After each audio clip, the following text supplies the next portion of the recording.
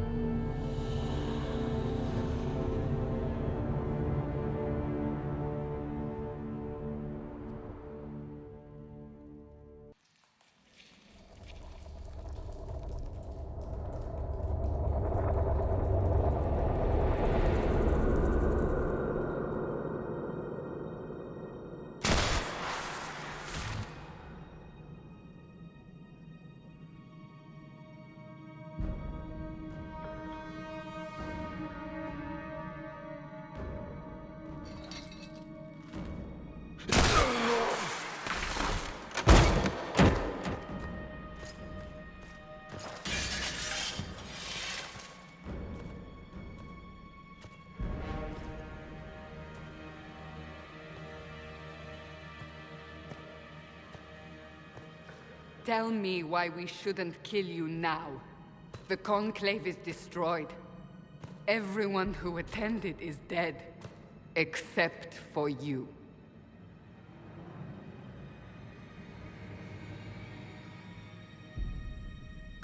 As I have chosen to play Pug as a pragmatic dwarf, in this case I actually thought about it for a while, and I think the most valuable choice for Pug is actually to keep quiet, so he doesn't get into more trouble, so let's do that. Explain this. I can't.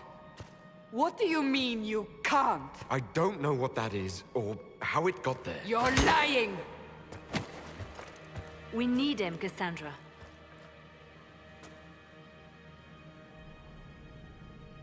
In this case, I think Pug will actually be quite pissed. He doesn't remember done anything wrong, so he will be pissed.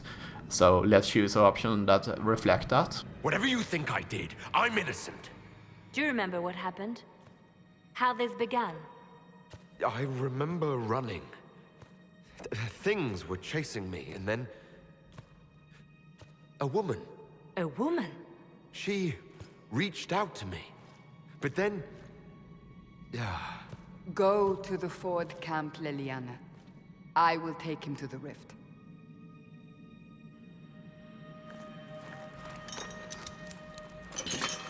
What did happen?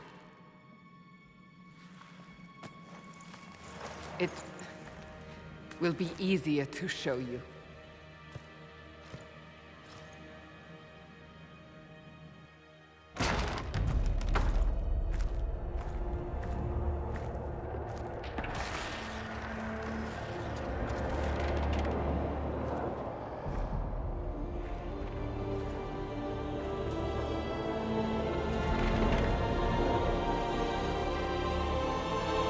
Call it the Breach.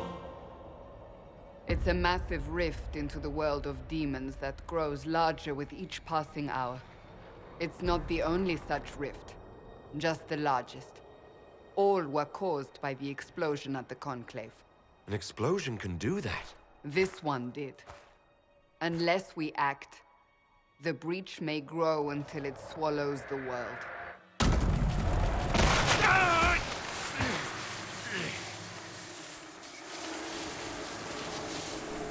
Each time the breach expands, your mark spreads, and it is killing you. It may be the key to stopping this, But there isn't much time. I believe in this case actually is a good thing if we try to find out more what's happening around us. You still think I did this? To myself? Not intentionally. Something clearly went wrong. And if I'm not responsible? Someone is, and you are our only suspect. You wish to prove your innocence? This is the only way.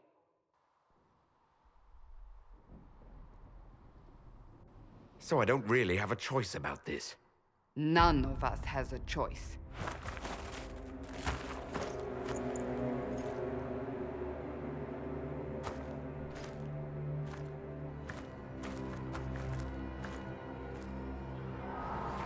They have decided your guilt.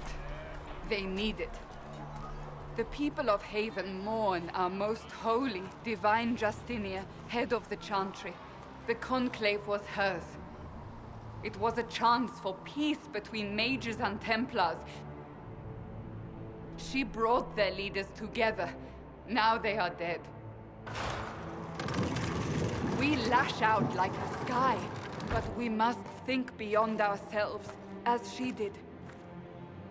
Until the breach is sealed.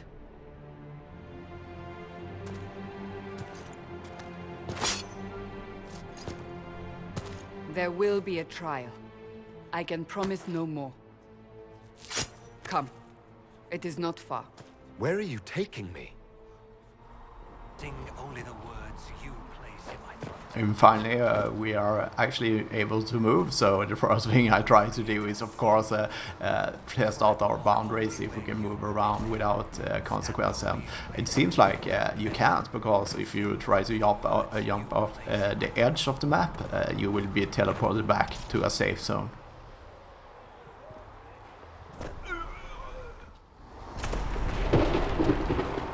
In the sky, you can see the Great Breach. Here is where the enemies from the Fade arrive.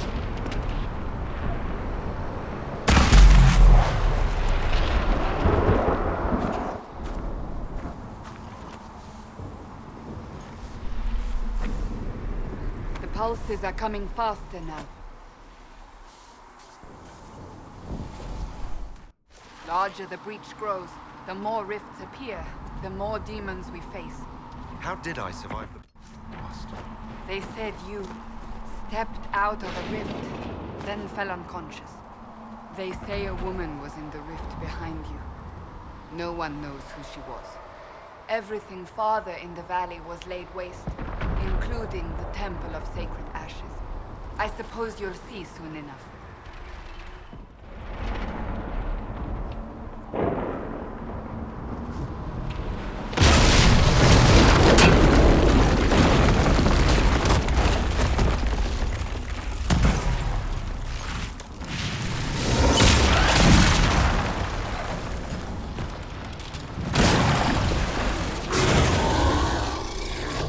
Behind me!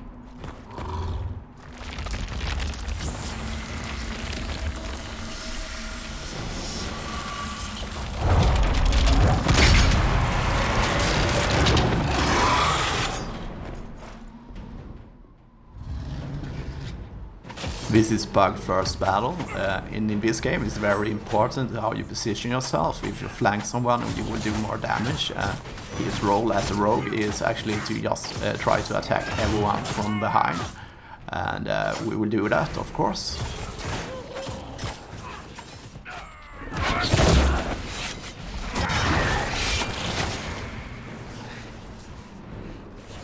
It's over. Drop your weapon. Now!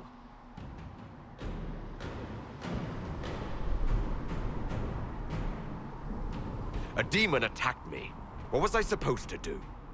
You don't need to fight. Are you saying it won't happen again?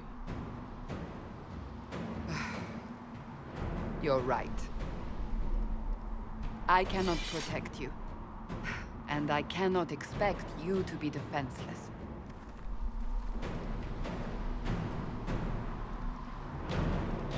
I should remember you did not attempt to run.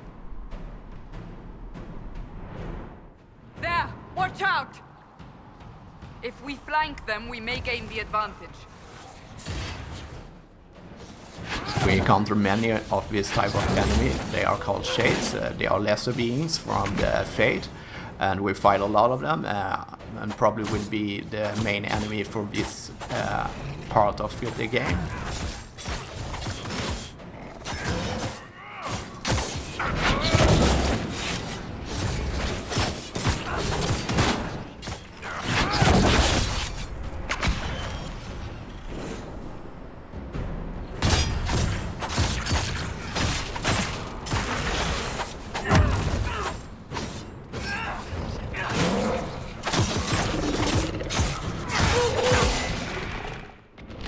We keep moving towards the bridge. Hopefully we will be able to close it.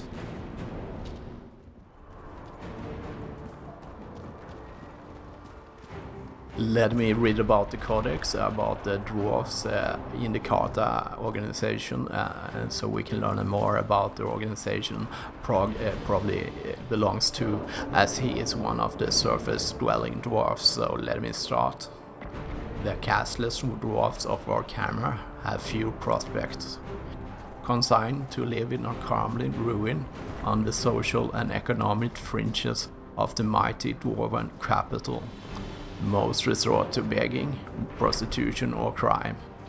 Just as all rivers eventually join the sea, all castless who return to crime eventually become a part of Carta.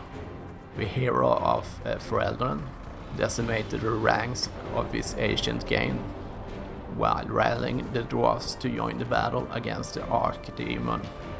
Unable to recover the power they once had in Warhammer, they turned to their attention topside, using groups of surface-dwelling dwarfs to smuggle weapons, lyrium, surface luxuries, people, and other goods between Warhammer and human lands.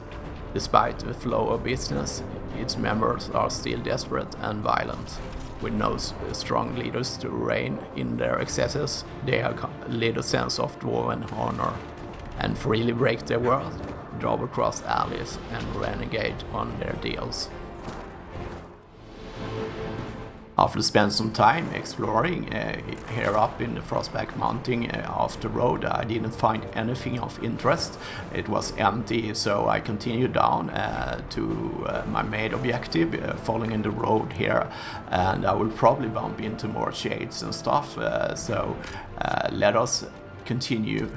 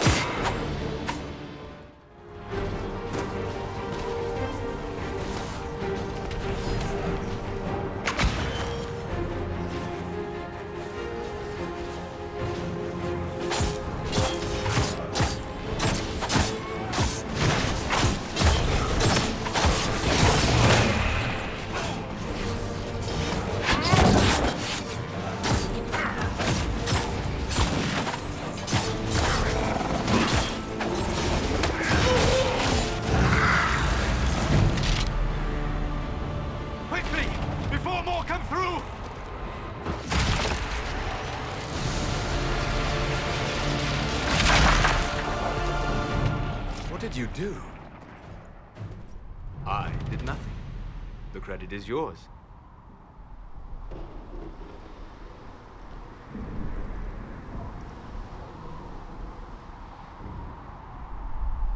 I closed that thing. How? Whatever magic opened the breach in the sky also placed that mark upon your hand. I theorized the mark might be able to close the rifts that have opened in the breach's wake. And it seems I was correct. Meaning it could also close the breach itself. Possibly. It seems you hold the key to our salvation. Good to know. Here I thought we'd be ass-deep in demons forever. Varric Tethras, rogue, storyteller, and occasionally unwelcome tag-along.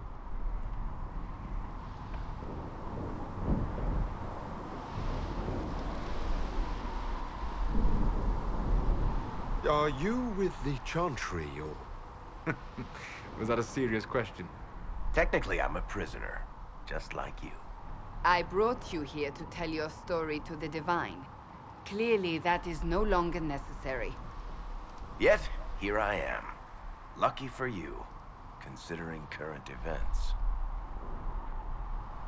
That's a nice crossbow you have there. Ah, isn't she? Bianca and I have been through a lot together. You named your crossbow Bianca. Of course. And she'll be great company in the valley. Absolutely not. Your help is appreciated, Varric, but... Have you been in the valley lately, Seeker? Your soldiers aren't in control anymore. You need me. Ugh. My name is Solus, if there are to be introductions. I am pleased to see you still live. He means I kept that mark from killing you while you slept.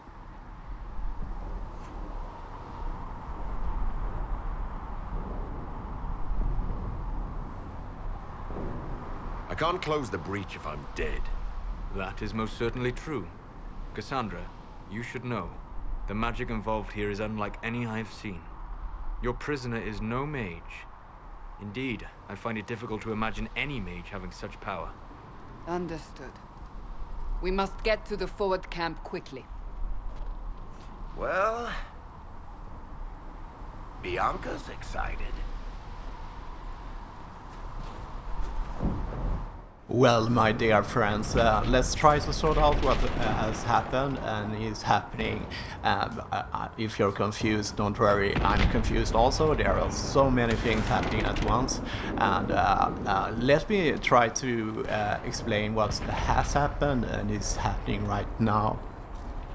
In the beginning of this episode, we saw this cutscene with Pug entering in some weird world. This world is called the Fade. And this world consists of demons and other magical creatures and so on. And somehow he's inside this world, and we really haven't got an explanation why he's there. But after he somehow leaves this Fade world, the temple in the beginning of the episode has blown up, and Pug is found in the ruins of his temple, and he is suspected to be the one responsible for this temple getting destroyed. So that's why he's been taken prisoner, and Cassandra suspects him a lot. So and this explosion has opened up a great breach into the Veil. Veil is what's protecting the world between this world and demon world. So it has become a breach, and somehow Pug has the special ability from his mark from his hand, probably because the lady in the beginning of this game he reached out for has somehow marked him, so he has a mark in his hand, and he has the ability to close these breaches and rifts into the Fade. And from the Fade, those creatures we have fought in this journal entry are called shades, and there are different kind of level of creatures from the Fade. From the early begins, you have different kind of demons and so on. So this will probably be one of the things we need to do in this game. We're gonna close these rifts all over the world, because if the demons come out, this can be a catastrophe and destroy the whole world. And this explosion, the only one that has really survived from this explosion of this temple that are not so very well explained in this game is Pug. He's the only survivor, and of course he is the suspect because he's the only one left, so they believe he can be responsible for this catastrophe. And of course, they believe this mark in Pug's hand that he can close rifts, and we have seen him done it, so it really works. So as they suspect Cassandra and Liana. Cassandra wasn't in the other games. She appeared in the last cutscene of Dragon Age 2. And speaking about Dragon Age 2, it was not a very nice game, not very well made, but the one thing that made that game enjoyable was our Dwarf Varix, and we meet him and we helped him out to fight, and he was there with his crossbow Bianca, and we have a new character that I don't recognize from the early game either, and his name is Solas the Elf Mage, and I have no clue about anything about him, but we will probably get to know him. So after this fight, Cassandra, you saw the first fight, Cassandra started to actually trust Pug, because after all he didn't run, he fought the shades with her and so on, so they actually think that Pug can be useful just for closing this rift, or they suspect it. And Cassandra will, of course, she wants to try out Pug's special ability to close the rifts, and we will probably see that more in another journal entry. And while we're at it, I will release this series 1 to 2 times a week. And it will be like a diary, so I will sometimes show some fighting and so on, and I have decided to do, if I come on up to a boss fight, I will do those with live commentary, so you can be with me when I fight bosses. But other parts of the game, I will try to immerse you. I will try to get immersion so you can be a part of my playthrough, and as always, thanks for watching.